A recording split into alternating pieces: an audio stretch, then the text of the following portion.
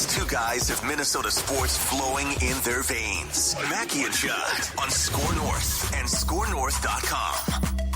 Another guy who has Minnesota sports flowing in his veins is our guy, Darren Doogie Wolfson. Heck yeah. 5 Eyewitness News from Scoop Podcasts. And along with Judd and Declan, it is time for bonus scoops. And let's do something we haven't done in months. Let's start with the local 9. Let's start with the Twins. What can you tell us about a team that currently is struggling at the plate, but the starting pitching sure is good, Darren? It is really good. Heck, Judd, does it matter? There is zero resistance in that division. What a favorable division to play in. That division is rock bottom.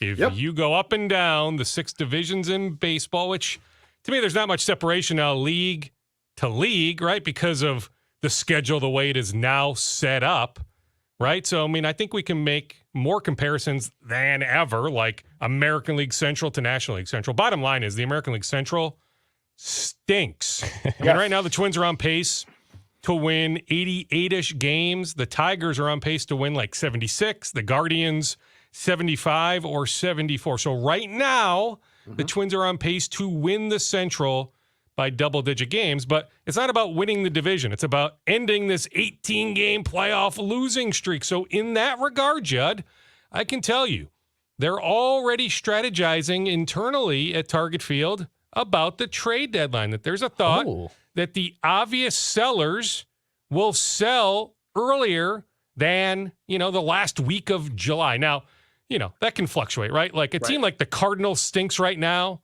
so they could wait. Maybe the Giants, although to me, Jock Peterson, you're going to make that move. I'm not sure the Giants are going to make any sort of great run. Maybe the White Sox, but you look at the Tigers, in all likelihood. Now, maybe they hold off a little bit. The Royals, you think about Aroldis Chapman. You don't think he could help the Twins bullpen Boston right now or at some point in June compared to the 4th week of July? I'm just saying the obvious sellers, the Nationals, who, by the way, are playing a bit better. How about my guy, Bloomington native Jake Irvin, earning his first major league win last night? He was brilliant. So happy story, for Darren? one of my favorite kids. What's his story? Well, he was a 4th-round pick out of Bloomington Jefferson High School. He ended up at the University of Oklahoma, was one of the better pitchers in the Big 12, was a 4th-round draft pick of the Nationals in 17 or 18 years blend together, Judd. You can Google that, but one of those 2 years. Got a pretty nice 6-figure signing bonus, right? So enough money to survive. Underwent Tommy John surgery a couple years ago, but they added him. They saw enough. They added him to the 40-man roster last winter. So I figured, okay, once that happens, it's when, not if, he'll make his major league debut. But if you look at his AAA numbers at Rochester, the old Twins AAA home, Rochester, New York, right, he was not lights out, right? So a lot of it, circumstance. I'll catch up with Jake. We've texted a little bit, but I'll catch up with him, for a formal interview via Zoom at some point here in the coming days. I want to hear him lay out, did he expect this? It happened so suddenly, so fast, but he was fine in his major league debut against the Cubs. And then last night, start number 2, I'm telling you, now that Giants lineup is not good, but he was really, really good in San Francisco last night. But just a great kid. I've stated that my older son, Drugi, he's part of a traveling baseball team that will be taking a trip to the Smoky Mountains of Tennessee late July. So we've been raising money going back over a year. So I reached out to Jake. I said, hey, anything you can help with? Not only did he provide me with a bunch of stuff, he hand delivered everything in October. So he met me. It was actually at one of Drugi's fall ball games on a Sunday afternoon. So not only did he meet me at the playing field, he sat and watched a couple innings of Drew's team, wanted to meet Drew, wanted to meet my father-in-law. He's one of these just great kids. He really is. So easy guy to root for. So really happy for Jake. But yeah, internally at Target Field, they are already strategizing. They are going to be buyers come this summer. They are going to add. Now, maybe it's as simple as just one reliever, but it could be 2 relievers. Yes. Could they use a bat? I was going to say, how about a bat? They could use a bat. That's why I specifically brought up Jock Peterson. But I'm just telling you and telling the audience, they are already planting seeds maybe not so much with the organizations, but planting seeds internally like, hey, that's a guy we should target. No, that's not a guy we'll target. Those conversations have been ongoing, at least for a little bit. So I'm just telling you, just be ready for the Twins to be buyers come this summer. Also on the Twins front, Caleb Thielbar, it's an oblique strain. I was told he just needs a few days. So this is not a long-term injury. Now, hey, fluidity, could the Twins say, hey, Caleb, go throw, a couple innings in St. Paul at AAA, a mini rehab assignment? I suppose that's possible, but this is not a long-term concern. You think about that bullpen, well, Caleb Thielbar, very capable. The Twins want Caleb Thielbar back in that bullpen as soon as humanly possible. So the good news is that is a short-term injury. On Tyler Mackey, his injury, I wrote it down, the specifics. Arm impingement and a flexor strain. All right? Cool. He is going to go get a second opinion this week. So moved to the 60-day injured list. Now, the Twins announced he was going to be shut down for 4 weeks. So after the 4 weeks, Judd, you're talking about, if we played this thing out, a rehab assignment that could last, 10 to 15-ish days, multiple outings.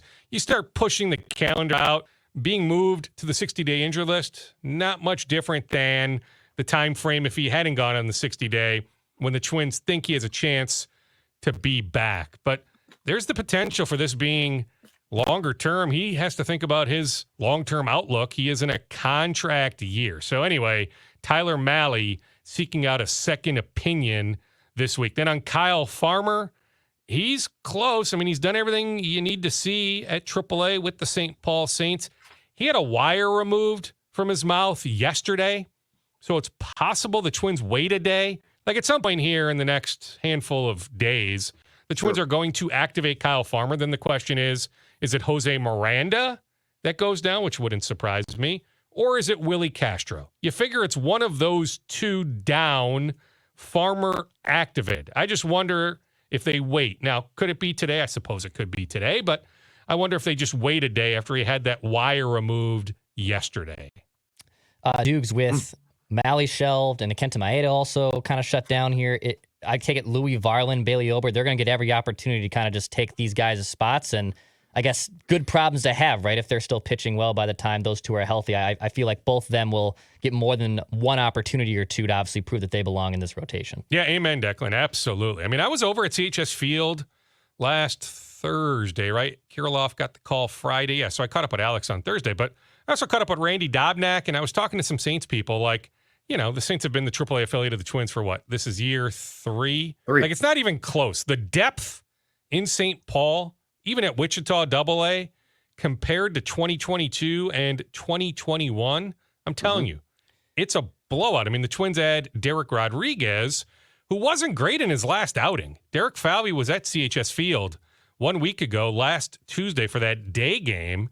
Rodriguez was not good in that game, but the Twins end up selecting his contract. But you think about Dobnak, you think about Simeon Woods Richardson, Brent Hedrick, who looked okay when he was up earlier with the Twins.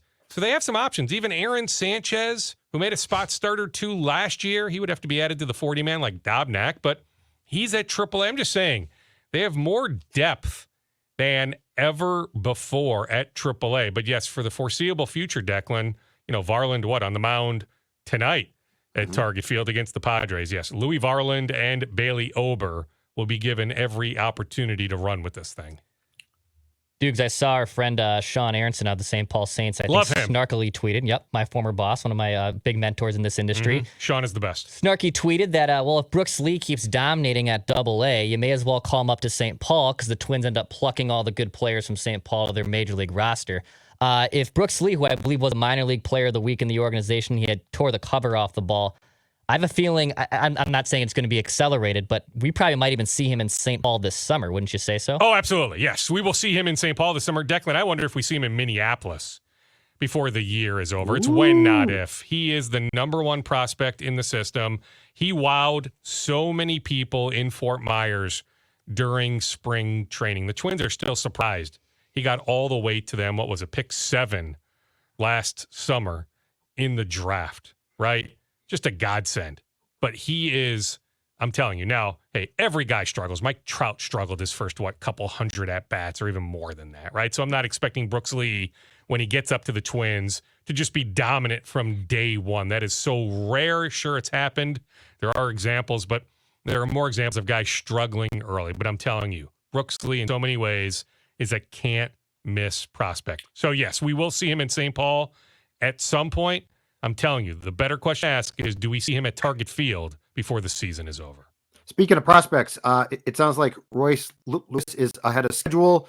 He's going to be going to within the next couple weeks or week. Yeah, he'll play for Wichita. Here. Yeah. Mm-hmm. And then a couple days. Yeah. Are we looking at a June return? Because I know that he's on the 60-day DL and he can't come back until the end of May. So are we?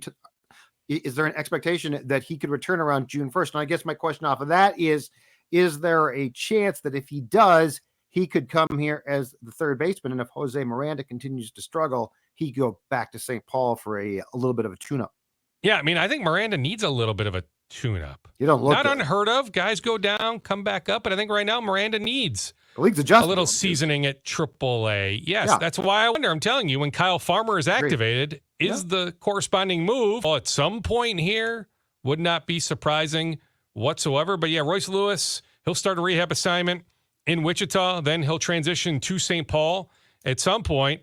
You know, the clock on that is 20 days right now. In all likelihood, they'll maximize the full 20 days, just like they did with Alex Kirilloff, then make a determination after those 20 days. But yes, we're looking at maybe a couple weeks ahead of schedule. Yes, if all goes well, Judd, sure, we could see Royce Lewis at Target Field in early June. And he is now primarily going to be a shortstop and third baseman, correct? Accurate. Yeah. So the outfield days clearly came to a quick end. Well, to be determined on that. I mean, I think, infield more so, but let me do a little bit more digging on that. I'm not ready to close the book. We're going to go back, huh? On the outfield. No slamming into the wall. That was fluky in so many ways. Very fluky, but, you don't need more guys. I was actually at that game. Yeah. I was too. It was unfortunate, but, I was there, but there was some flukiness to that. Hey, do you think, and we have touched on this, but I don't think we talked about it last week. Do you think that we see Buxton in the outfield at all at the rate things are going? I mean, it's just so hard to say, okay, August 15th. Well, sure, but I'm right saying now, I mean, they're going to roll with the way things are for the foreseeable future. I'm not ready to say August 15th that Buxton is purely a DH, but you start looking at like pretty the well contract, that team-friendly contract he signed. Correct. What did he know behind the scenes when he put pen to paper? I mean, clearly we are going to see Buxton DH a lot, more so than we'll ever see him in the field, pushing this thing out for a while, if not, heck, for the duration of his Twins run. But I'm not ready to say like August 15th, 100% Buxton is only going to be a DH. I would say, like I say with a lot of things, there's some fluidity to that. But like, I don't think we're going to see Buxton in center field on this homestand. We're not going to see him in center field on May 25th, right? But like August 15th, that's so far down the road, I'm not ready to go quite there yet. Because Thad Levine with Provis a couple weeks ago was talking about the fact once it warms up. But, I mean, he has played well there. And then I found it intriguing, the Correa thing that I think came up during the Apple TV broadcast on Friday. And Correa elaborated to the reporters locally here that he and Buxton had like a come to Jesus dinner during spring training, at which Correa said, "You got a DH. I know that you don't like it." But so it's just an interesting, like there was more at work there than we thought, which is not surprising, but it looked to me from that conversation like it left the door wide open to have Michael A. Taylor play in the outfield, Buxton not. I will say this, I'm not a fan of Nick Gordon playing a ton, so if they're going to play a guy out there, Taylor's not great at the plate. I prefer him. So, like, if they're going to start to, I feel like they need to play Nick at times. He's a good situational utility guy. I think that's his role. So I don't like replacing Taylor with Nick, but the Buxton thing, dude, we're to a point now. If he's going to play and he's going to play 130 games, I'm not going to complain about it. So I wouldn't complain either. I mean, most importantly, the bat being in the lineup. Yeah, right? Exactly. I mean, the power. And hey, Michael A. Taylor's been fine. I mean, far from a train wreck. I mean, he's had some brilliant moments, in fact. I mean, Yeah, I think he's been better than they anticipated, and that was very strategic. I mean, they had targeted Taylor. It wasn't just something that the Royals called and it was, within 24 hours, hey, trade worked out. That was something the Twins had been working on. So you go back to that, you play this thing out. I mean, this clearly was the plan for a while. But yeah, I mean, I think on what Dad was saying with Provis, sure. When it warms up, I mean, heck, it's pretty warm right now, but at some point, summer, right? Mid-June, late June, early July, mid-July, August 15th, as I keep saying, like, is it possible Buxton is out there? Sure. But they are all about that bat, that they know how much of a difference maker the bat is. On a per-game basis, how much action does the center fielder see? And if you have Taylor out there compared to Buxton, right, what play is Taylor not making that Buxton makes, right? Now, I guess if you push that out over the course of 100 games, sure, there would be enough. But at this point, if you can get Buck well past that 100-game threshold, exactly, as you laid out 130-ish games, exactly, if not more, in that lineup, Judd, it's not even close. That is the most important thing. Viking scoops. What's going on there? Yeah, well, I mean, schedule release week. That comes out on Thursday. I haven't heard, like this time last year, I had heard the London steam, and hey, that ended up happening. The only thing I've really heard was the possibility of an Arizona preseason game in Arizona, by the way. So, some fans that like to travel, that'd be a pretty fun trip.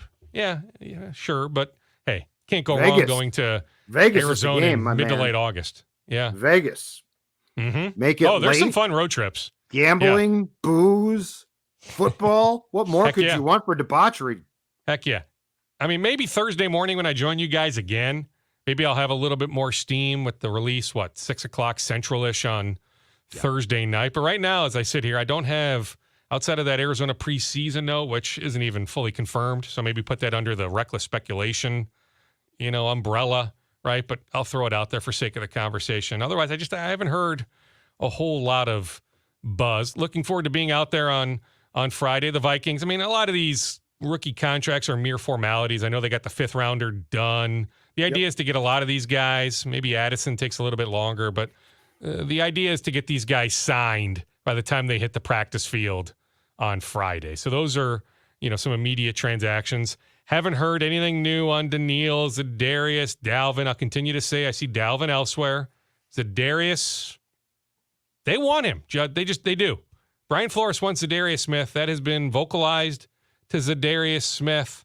And so I'm not ready to say the Vikings are going to outright release Zadarius or even trade him. Maybe eventually, but I'm not ready to say it. And on Daniil, I see Daniil here, and I can absolutely see the Vikings finding a way to give Daniil a bit of a raise. I was asked a few times on Twitter today, which was interesting, about where do things stand on the TJ Hockenson extension. I do not have any new steam, but trust me, when they completed that trade, the idea was he's going to be here for the next handful of years. The Vikings still have every intention. Yes, it takes 2 to tango, but they have every intention to sign TJ Hockenson to an extension before week 1.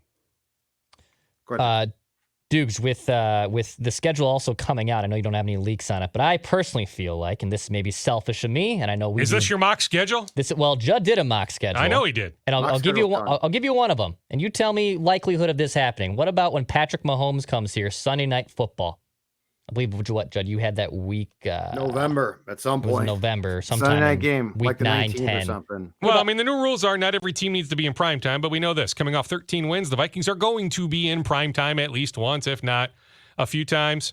So yes, that screams prime time, whether it's Sunday Night Football, Monday Night Football. But yes, Sunday Night Football does make a lot of sense. Dukes, and this would not be good, but the league is now allowing up to 2 Thursday night games per team. Someone ain't going to like that.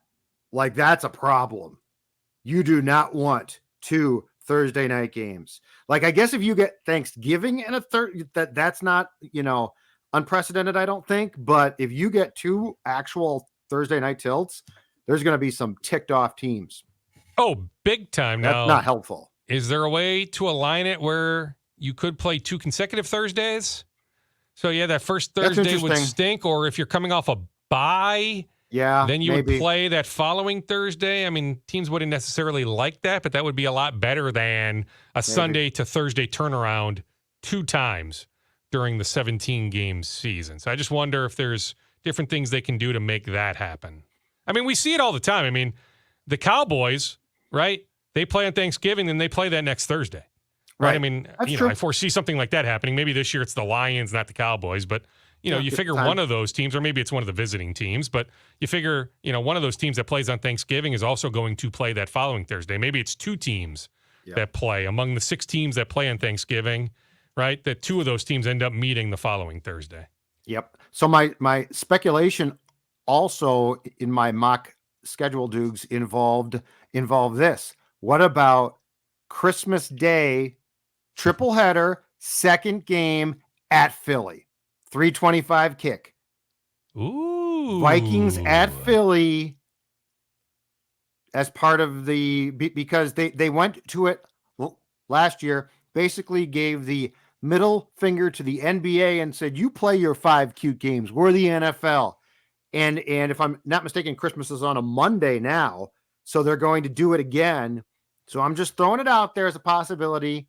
I thought Philadelphia Vikings, pretty marquee, attractive, late season NFC matchup as the 3:25 kick in Philly, the place where they threw snowballs at Santa Claus, December 25th. Who was the opponent when they threw those snowballs at Santa Claus? Do you remember? It was in the 60s when it first occurred. I think it was the Cowboys. Oh, probably. Oh, well, they did throw snowballs at Michael Irvin once. Okay, maybe I'm mixing up what you're the 2. thinking of, but they did. Yeah, what I'm getting at is Cowboys Eagles on Christmas Day makes a little bit more sense. Yeah, you're probably right. I'm just trying to get creative. I know you are. No, you're right. You're right. I know. I just did one schedule, one mock, the Vikings. What about the Vikings on Black Friday? I didn't have that, but I love that one too. How about this league just coming in and just like hammering college football? That used to be your day. Now it's ours. And if I'm not mistaken, that's an Amazon game. Correct? I think it is, yeah. That's an Amazon nonetheless, game. there's going to be a game on Black Friday. And guess who's watching it? Me, right here. Mm-hmm. There also is, as I told Phil and Dex, this is the first year the TV contracts aren't exclusive to conferences. So Fox used to get the majority of Vikings games. CBS is now going to siphon off games. So locally, Channel 4 has to be absolutely thrilled.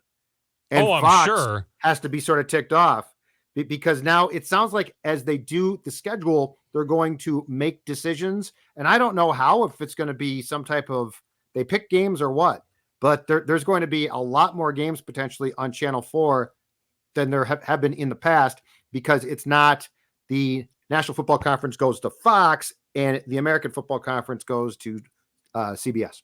I can tell you there are people in this building, Judd, hoping for the potential of an Amazon game or 2, like that Black Friday game, a Monday night game. Oh, to get the rights? 2, right? Or maybe an exclusive NFL Network game like Vikings Saints last year, where then the game in this market can air on Channel 5. Interesting. Dukes, last Vikings thing for me. I saw they gave Andre Carter II a huge deal as a UDFA. I basically guaranteed him, I think, $300K in a roster, which kind of signifies to me that they have high hopes he'll make this roster. I got to imagine the Vikings have pretty high hopes for him too internally, since they gave him such a big deal and he wasn't even drafted. Yeah, big time. Yeah, I mean, they had to beat out a number of teams. I was in contact with somebody that knows Carter well. I said, hey, what should we know about Carter? Let me read this one for you. You guys will get a kick out of this one. Let me see if I can find it here, see how much I can multitask, see if I can talk and cue this up. How about this for a note? He brushes and flosses after every meal. So there you go. I tried on the new floss. Viking Carter. I mean, that must be that Army discipline. I love it. I love flossing. I'm a big flosser now. I should have asked what teams the Vikings beat out. I wasn't that fascinated by that angle, but the Vikings did beat out multiple teams. That's why they went higher. As he's kicking ass, his breath is going to be outstanding. That's correct. Good to know. So, yes, on Wednesdays, open locker room. You know, if he's on the 53-man, even if he's just playing a little bit on special teams, he'll be in there. If he's activated, he'll be somebody I chase for an interview because I know the breath will be Superb. He'll be in the bathroom flossing. You'll Or never get him. Yeah, you're right. He'll be like, Yeah, I because can't talk right now. I got to guys go go eat lunch and then they come back to the locker they gotta room, right? floss. Well, in his Exactly case, right. instead of You're back going back to his stall, he'll be in the bathroom flossing, and by that point, open locker room time will have be ended. done. They'll kick you out, and his teeth will be great. Wolves, I got to continue to give you credit because the Tim Connelly thing, which you brought up, I think initially, I don't recall it being out there before you. Oh, it's everywhere now, huh? I know, but I mean, your former cohort at the Fan, Chad Hartman, who is really good at what he does. Okay, he's the best in town. With all Like, due he's respect to really- everybody else, right? There are some really good people Yes. at asking questions, at interviewing subjects. Nobody is better in this market than Chad Hartman. And Chad is fun, but when Chad has to ask a tough question, he doesn't just back off. So, to his credit, he asked Tim Connelly, I think it was last Friday on CCO, not once but twice, can you put to bed this Wizard speculation? And both times, Connelly said, well, the plan is for me to be here, blah, blah, never answered it. So I will ask you, as the man who first broached this and sort of knows a little bit more behind the scenes than we do, what the hell is going on here? And why won't the man give a definitive, is he waiting for Washington to approach him now? I mean, clearly something is going on. Well, I'll continue to say, do I believe that the Washington Wizards job appeals to Tim, to his wife? 100%. He used to work for that organization. He's from the Baltimore, D.C. area. His wife is from the Baltimore, D.C. area. I'll continue to say, until I hear otherwise, Judd, I see Tim Connelly running the Wolves next year. I think the timing just is awkward. But I just think there was a on? better opportunity for him to escape Minnesota this time next year. I still think there's a lot of surprise that the Wizards made this move on Tommy Shepard now compared to a year from now. So I'm just saying, until I hear otherwise, Tim Connelly is going to be here. The Wolves have a second-round pick. I fully expect Tim Connelly to lead that draft process, whoever they end up selecting late in June. Then come early July when they offer Anthony Edwards a super max, when they offer Jaden McDaniels either a 4 or 5 year big money extension, when they try and re-sign Naz Reid. They are not going, I don't think, try to re-sign Jalen Noel. Jalen's going to end up elsewhere. But point is, Tim Connelly, I see him being here for all these big moves, all these moves that are going to take place come June and July. The Wolves will start working out some draft prospects soon. A lot of teams are already doing the draft workouts.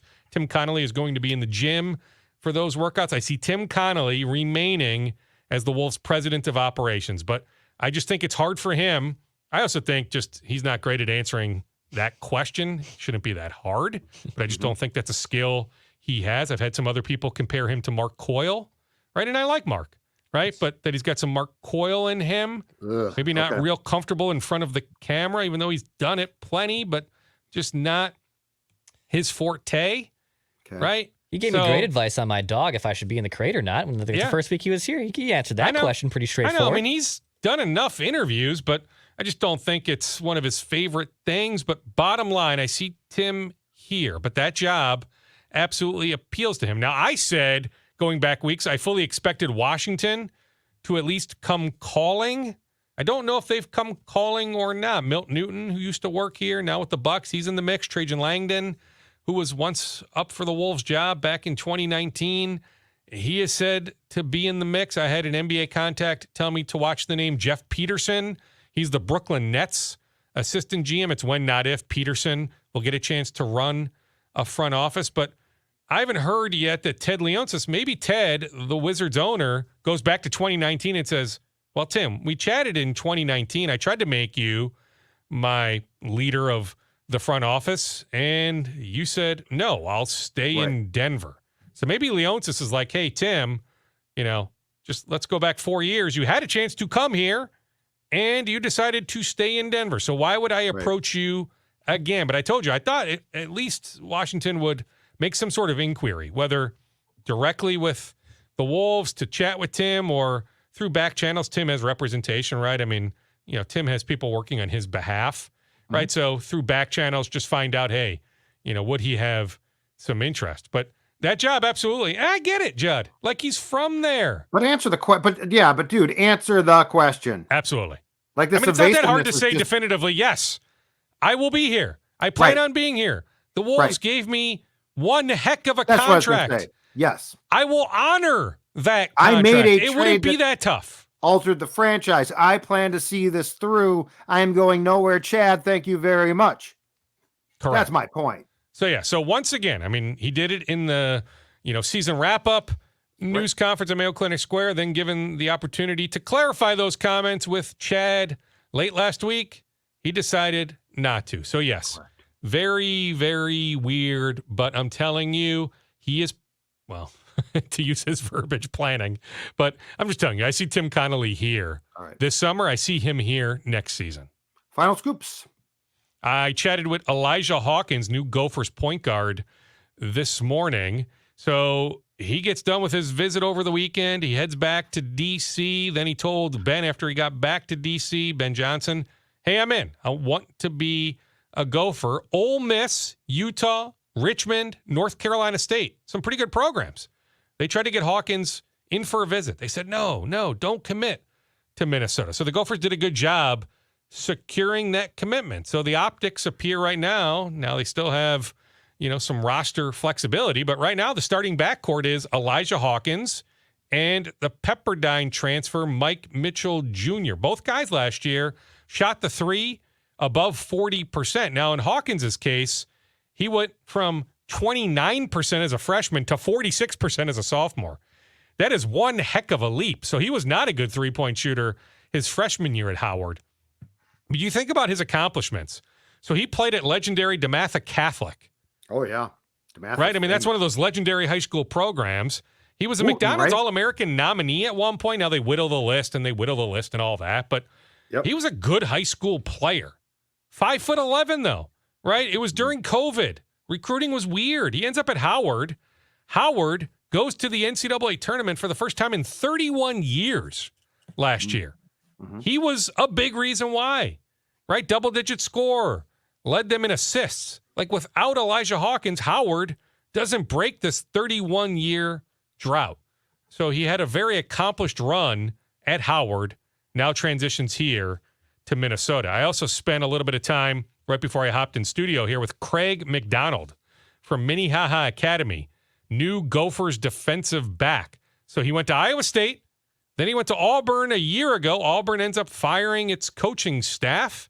And he says, okay, time for me to come home. What I signed up for here at Auburn isn't what I'm experiencing now. So he puts his name back in the portal a few weeks ago, ends up back here, loves the vibe with PJ Fleck and Joe Rossi, but also loves that he has a compelling case to the NCAA. So as a second-time transfer, he has to go through the waiver process. So he is not granted automatic, immediate eligibility. But he feels like coming home here to Minnesota after the coaching change at Auburn, that he has a compelling case. So he likes his chances of being immediately eligible. So if you look at his role here, come this fall, he said they are going to, Joe Rossi specifically, is going to play him closer to the line of scrimmage. So he was a deep safety, Auburn, Iowa State. He's going to play much closer to the line of scrimmage in the Gophers defense. Awesome stuff, Darren, and we will talk to you again for more scoopage on Reckless Speculation Thursday, okay? Okay, take it easy, boys. See ya. You too.